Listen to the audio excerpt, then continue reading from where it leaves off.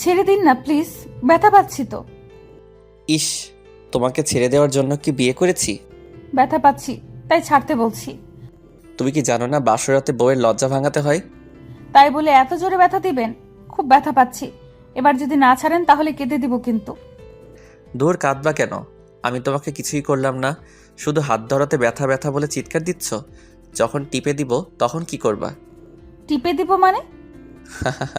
তুমি কি কিছুই বোঝো না? না, আমি তোমার ওইগুলো টিপার কথা বলছি। কাছে আসো, তোমার শাড়িটা খুলে ফেলি তাড়াতাড়ি। আমার যে আর ধৈর্যে মানছে না।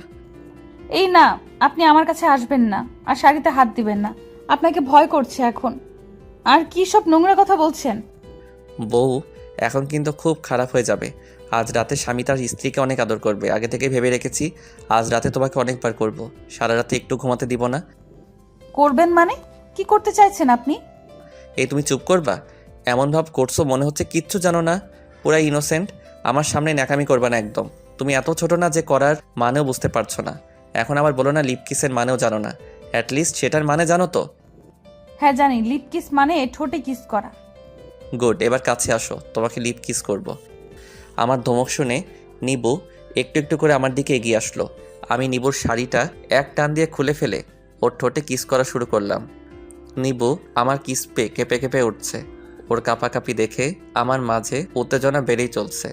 আমি নিবুকে বেডে শুয়ে দিলাম আর বললাম, তোমাকে আমি লিপ কিস করলে তুমি আমার সাথে রেসপন্স করবা, পুতুলের মতো শক্ত হয়ে থাকবা না। আচ্ছা ঠিক আছে। নিবুর সম্মতি পেয়ে ওর শরীর থেকে সব কিছু খুলে ফেললাম। এরপর নিবুকে লিপ কিস করা শুরু করি। এবার নিবুও আমার সাথে রেসপন্স দেওয়া শুরু করলো। আমাকে এখন কে পায়? নিবুর সমস্ত শরীরে স্লাইড করা শুরু করলাম। নিবু কাঁপছে বারবার। এই তুমি কাঁপছো কেন? শরীরের মধ্যে কেমন যেন করছে, তলপেটে শিরশির অনুভূতি হচ্ছে। নিবুর কথা শুনে না হেসে পারছি না। বুঝে গেলাম এবার নিবু আমার সাথে পুরোপুরি ইন্টিমেট হতে প্রস্তুত। তোমার কি আরও কিছু করতে মন চাইছে? নিবু লজ্জায় মুখ ফুটে কিছু বলল না, শুধু মাথা নাড়ালো। আমি নিবুর শরীরের উপর উঠে গেলাম। ব্যথা পাচ্ছি, আস্তে ঢোকান, আমি আর সহ্য করতে পারছি না। নিবু চিৎকার দিও না, বাড়ির লোকজন শুনলে আমাকেই সবাই খারাপ ভাববে। প্রথমবার এমন হবে, একটু ধৈর্য ধরে দাঁতে দাঁত চেপে থাকো। আচ্ছা আমি চিৎকার দিব না, তবে একটু আস্তে করুন। আস্তে করলে আর চিৎকার দিব না। ঠিক আছে, প্রথমবার বলে আস্তে করছি, কিন্তু পরের বার জোরে জোরে করব। আবারও করবেন? হ্যাঁ করব তো, আগেই তো বললাম তোমাকে আজ রাতে কয়েকবার করবো জান। তাহলে আজ রাতে আমি মরে যাব, আর বাঁচবো না। কিচ্ছু হবে না তোমার, আমি আছি তো তোমার সাথে। কিছু সময় পর আমার দম ফুরিয়ে গেল। আমি আমার শরীরের সমস্ত ভার নিবুর উপর ছেড়ে দিলাম। এবার চলুন আমি আপনাদের বলি কি করে আমার আর নিবুর বিয়েটা হলো। আমি ফারহান আহমেদ, লেখাপড়া শেষ করে একটা কোম্পানিতে জব নিলাম। জব নেওয়ার পর বাবা মা বিয়ের জন্য প্রচণ্ড চাপ দিচ্ছে, কিন্তু আমার কোনো মেয়েই পছন্দ হয় না, কারণ মেয়েদের আমার একদম বিশ্বাস হয় না। এরপর কিছু কাহিনী না হয় নিবুর মুখেই শুনে নিন। আমি নুসরাত জাহান নিবু, এবার অনার্স দ্বিতীয় বর্ষে পড়ি। আমার ভার্সিটি লাইফের বেস্ট ফ্রেন্ড হলো ফারিন। ক্লাসে বসে আছি, ফারিন আমার পাশে বসে বলল, তোকে একটা কথা বলবো? বল। আমার ভাইয়াকে বিয়ে করাতে চাচ্ছি, কিন্তু কিছুতেই বিয়ে করতে রাজি হচ্ছে না। ভাইয়া কোনো মেয়েকে বিশ্বাস করে না, সব মেয়েরা নাকি চিটিংবাজ ঠকবাজ হয়। এখন আমি কি করব বল? তুই আমার ভাইয়ের সাথে প্রেম করবি আর ভাইয়াকে বিয়ে করবি। তোকে আমার ভাবি হিসেবে অনেক পছন্দ হয়। তোর মাথা খারাপ হয়ে গেছে? আমি কেন ছেলের সাথে প্রেম করতে যাব? কারণ আমার বাবা মা আমাকে সব ধরনের স্বাধীনতা দিলেও প্রেম করার স্বাধীনতা দেয়নি।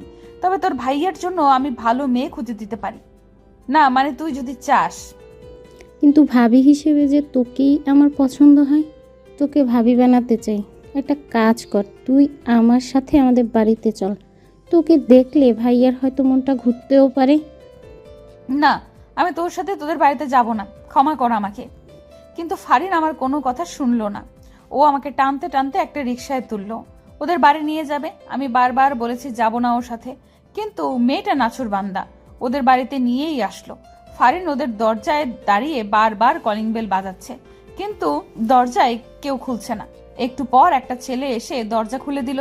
মনে হচ্ছে ছেলেটা বেশ বিরক্ত, হয়তো এতবার কলিং বেল বাজানোর কারণে। কে এমন অসভ্যের মতো দরজায় কলিং বেল বাজায়? আরে ভাইয়া, আমি। এত রাগ করছিস কেন? তুই দিন দিন ম্যানারলেস হয়ে যাচ্ছিস। তোর বলা শেষ হলে দরজার সামনে থেকে সর, খাম্বার মতো দাঁড়িয়ে থাকিস না। ফারিন আমার হাত ধরে ভেতরে ঢুকার সময় আমার পায়ে একটা ল্যাং দিল। আমি হুমড়ি খেয়ে ওর ভাইয়ের গায়ের উপর পড়ে গেলাম। ফারিনের ভাইয়া পড়লো নিচে আর আমি তার উপরে পড়লাম। ইচ্ছে করছে ফারিনকে ধরে একটা আছাড় মারি। কবিষ্টা আমাকে ল্যাং মারলো। এই মেয়ে, তুমি আমার গায়ের উপর পড়লে কেন? ঠিক করে হাঁটতেও পারো না নাকি? সুন্দর ছেলে দেখলে মাথা ঠিক থাকে না? এসব আপনি কি বলছেন? আমি ইচ্ছে করে আপনার উপর পড়ে যাইনি। এবার দয়া করে আমার উপর থেকে উঠে পড়ো, নাকি এভাবেই থাকার ইচ্ছে আছে? ছি ছি, এসব আপনি কি বলছেন? ওয়েট, আমি উঠছি। আমি লোকটার শরীরের উপর থেকে উঠে পড়লাম। আমি মোটেও সেই রকম মেয়ে না, আপনি আমাকে ভুল বুঝছেন। যাই হোক, আসি। আপনার বাড়িতে আসাই আমার ভুল হয়েছে। চলে যাবি মানে? তুই তো এখন যেতে পারবি না। তুই আমার সাথে এমন ব্যবহার না করলেও পারতি। বাই এনি চান্স তুই কি আমাকে তোদের বাড়িতে নিয়ে এসেছিস আমাকে অপমান করানোর জন্য? সি সি সি, তুই এমন কথা বলতে পারলি? ফারিন, এই মেয়েটাকে? ভাইয়া, ও আমার বান্ধবী নিভু। আর নিভু, এই হলো আমার ভাইয়া ফারান। এরপর ফারিন আমাকে নিয়ে ওর রুমে চলে গেল। দুপুরবেলা লাঞ্চ করিয়ে আমাকে এগিয়ে দিল বাড়ির পথে। আমি ভেবে নিয়েছি আর কোনোদিন ফারিনের সাথে কথা বলবো না। বান্ধবী হয়ে বান্ধবীকে অপমান করে এমন বান্ধবী আমার প্রয়োজন নেই। কেটে গেল কয়েকটা দিন। আমি ভার্সিটিতে গেছি ঠিকই, কিন্তু ফারিনের সাথে কোনো কথা বলিনি। তবে ফারিন আমার সাথে অনেকবার কথা বলার চেষ্টা করেছে, আমি ওকে সুযোগই দেইনি। বাড়ি এসে শুনতে পেলাম আগামীকাল আমাকে পাত্রপক্ষ দেখতে আসবে। এই কথা শুনে মনের মাঝে অনেক ভয় হতে লাগলো। মা আর নিবু জোর করে নিয়ে আসলো মেয়ে দেখাতে। মেয়ে দেখতে আসার কোনো ইচ্ছে ছিল না আমার, এক প্রকার বাধ্য হয়ে আসলাম। মা আর নিবু মেয়ের বাড়ির সবার সাথে হেসে হেসে কথা বলছে, মনে হচ্ছে কত দিনের চেনা তারা। মেয়ে মানুষ পারেও বটে, একটু সময়ের পরিচয়ে পর মানুষকে কিভাবে আপন করে নেয়। একটু পর মেয়েকে নিয়ে আসলো। মেয়েটার মুখটা দেখে চমকে উঠলাম, কারণ মেয়েটার কেউ না, সে হলো ফারিনের বান্ধবী। তার মানে ফারিন প্ল্যান করে নিয়ে আসলো এই বাড়িতে। ইচ্ছে করছে ফারিনকে তুলে একটা আছাড় মারি।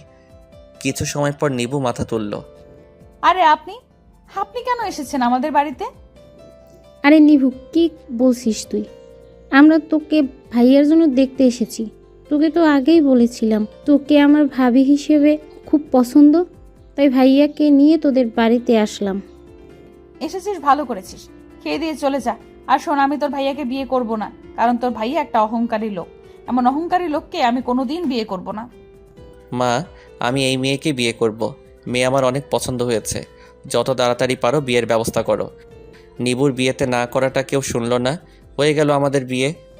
আপনারা সবাই আমার আর নিবুর বিবাহিত জীবনের জন্য দোয়া করবেন।